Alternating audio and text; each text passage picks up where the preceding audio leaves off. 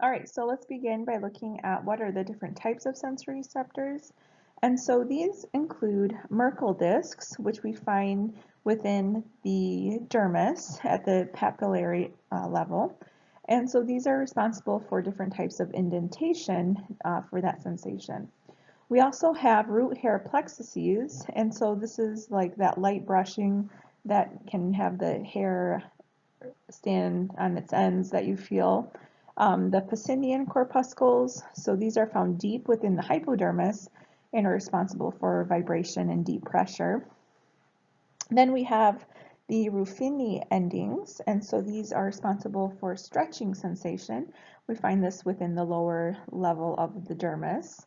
There are also free nerve endings that are important for pain, cold, and heat, and these are actually naked dendrites of sensory neurons.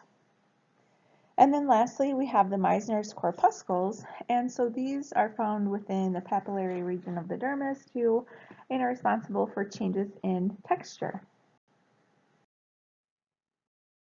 So there are many more cold receptors than there are hot receptors, but we also have a third type called warm receptors. Let's start with the cold receptors first. So these are located close to the epidermis, and these are going to be structures that are specialized, have structures around their nerve endings of dendrites. And these are going to be stimulated by cold, but then will be inhibited by warm temperatures. So examples of cold receptors, they can also respond to methanol, which is a very cooling sensation when it's applied to the skin. And so the temperature range for these are 8 degrees to 28 degrees Celsius. And also can serve as ion channels for sodium and calcium, which if you recall, are going to be excitatory. And so what they'll do is they'll increase the potential to reach threshold much sooner. Now, warm receptors, though, are going to be located deep within the dermis, and these are going to be excited by warming conditions and temperatures, and then inhibited by cooling temperatures. And so they're different from receptors that detect painful heat, though, which most of heat receptors, that's what they're responding to. Hot receptors are going to be when we experience pain by some type of hot stimulus. And so they're specialized nociceptors that are called caspase receptors. And so this is also a receptor for the chemical that's found in chili peppers of caspase. So like within, any of you have tried those ghost peppers, that's what they're activating. Also, these serve as ion channels for sodium and calcium, again, causing that depolarization, but these are going to be activated when it's very hot, so talking about 43 degrees Celsius or higher. Pain receptors, which are a type of nociceptor, have sudden, sharp pain that's going to be transmitted by myelinated neurons, and then that dull, persistent pain that we experience, those are going to be transmitted by unmyelinated neurons. And so nociceptors can be both, or one or the other. They can either be myelinated or they can be unmyelinated. And so what happens when we're exposed to different types of pain is that these are activated by different chemicals that are released by damaged tissues. And so chemicals include ATP, or these can be induced by changes in pH or mechanical stimuli where, say, we puncture the skin and then we are exposing that myelinated neuron or unmyelinated neuron. And so emotions, again, can play a huge factor into how we perceive pain. And so that's going to be activated primarily by the thalamus and the limbic system.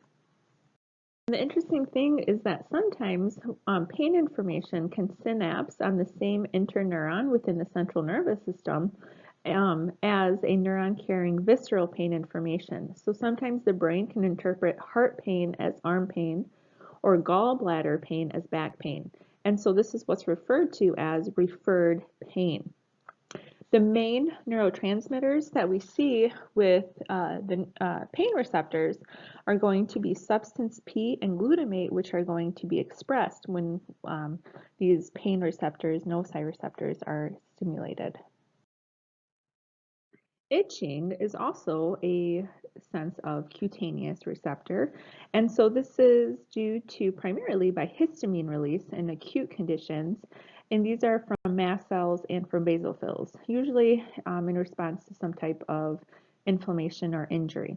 Chronic itch, on the other hand, is stimulated by other chemicals and it does not respond to antihistamines, so taking like a Benadryl has no effect on for chronic itching situations.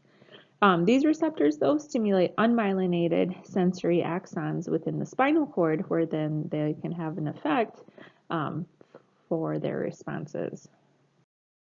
For the different pathways for our somatosensory division, what we have are the conscious sensations are going to be stimulated by both pressure receptors and then with proprioceptors.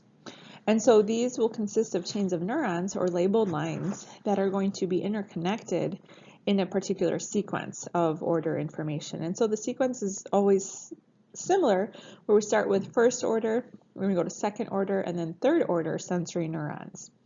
The first order sensory neurons will have the afferent neuron with its peripheral receptor that's going to detect some type of stimulus. And so these are typically carried by large myelinated fibers that go from the dorsal column of the spinal cord to the same side. And they are going to go in an ascending fashion going up to the brain. Then these are going to synapse within either the spinal cord or the medulla oblongata, typically though within the medulla. And then from the medulla, they will go up into the thalamus. And then from the thalamus, then they'll synapse onto the parietal lobe within the somatosensory cortex. All right, so let's first look at this image here where we are looking at the pathway. So first we have the first order neuron, so being outside within the periphery, and these are detecting different stimuli.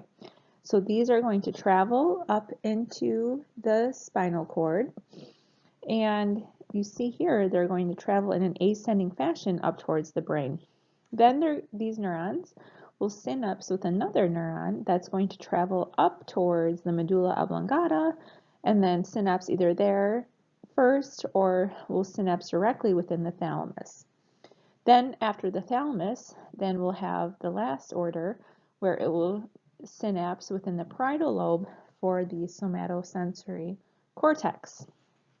And so an example of when we use this are here in this figure where we have the dermatomes, which are going to be sensations of different pains based on their spinal nerves. And so here, if we're looking at a human, we're looking at the different divisions of the cervical regions and what these neurons, where we sense different pain and different or feeling and touch and pressure and whatnot.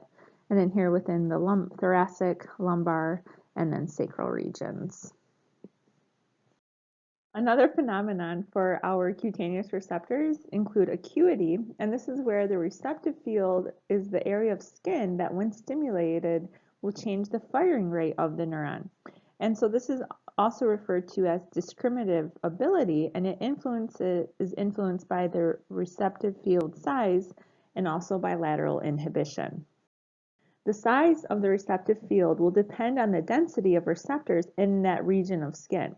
And so there are few receptors in the backs and legs, and so the receptive fields are large. However, there are many receptors within fingertips, so we have a receptive field that is small. That's why we go around touching things with our fingers rather than with our backs.